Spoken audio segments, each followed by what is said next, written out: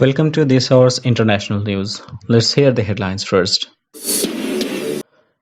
Virus may dash Trump's plan for a Big Bang economic opening. Could it be third time lucky in Iraq with new PM designate? African nationals mistreated, evicted in China over coronavirus. North Korea's Kim in major reshuffle as country steps up virus fight. Indians sex workers fight for survival amid coronavirus lockdown. And Sri Lanka makes cremations compulsory for coronavirus deaths. President Donald Trump almost certainly outgauged his Big Bang reopening of the frozen economy.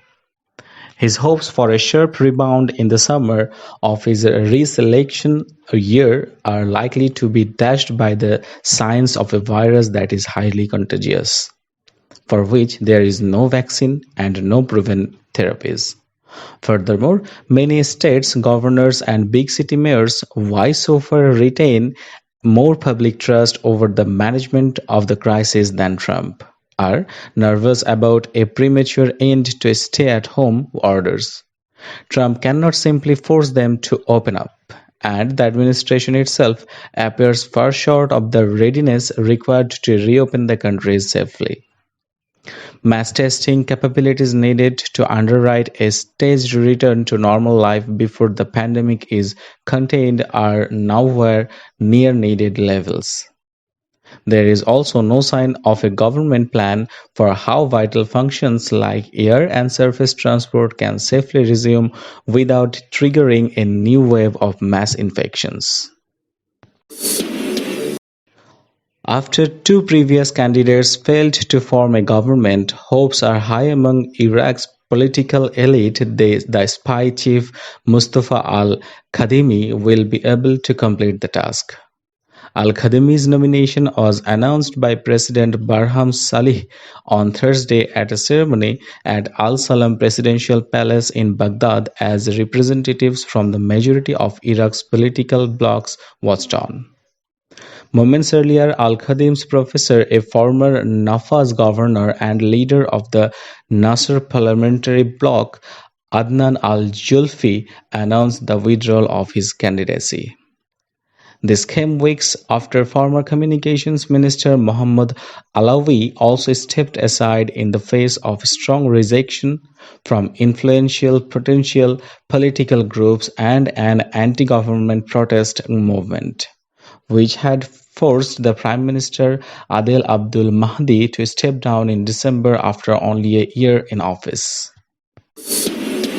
African students and expertise in China are reportedly being evicted from their homes and mistreated over fears they could spread the novel coronavirus. African ambassadors in China have written to the country's foreign minister over what they call discrimination against Africans as the country seeks to prevent a resurgence of the coronavirus, which originated in central Chinese city of Wuhan last December.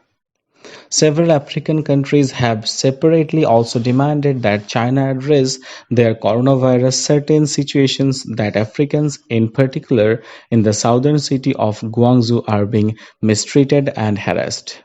In recent days, Africans in Guangzhou have reported being evicted from their apartments by their landlords, being tested for coronavirus several times without being given results.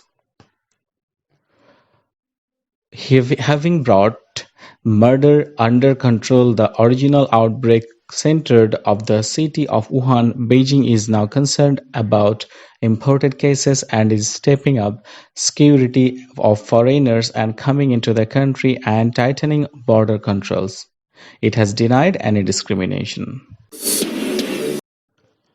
North Korea leader Kim Jong-un has carried out a major reshuffle of the State Affairs Commission, official media reported on Monday, replacing more than a third of its members. Kim has cemented his grip over the country since coming to power in 2011 and is chairman of the SAC, the North's highest decision-making body. At a rare meeting of the country's Supreme People's Assembly on Sunday, 5 of the ACC's 13 other members were replaced, official news agency KCNA reported.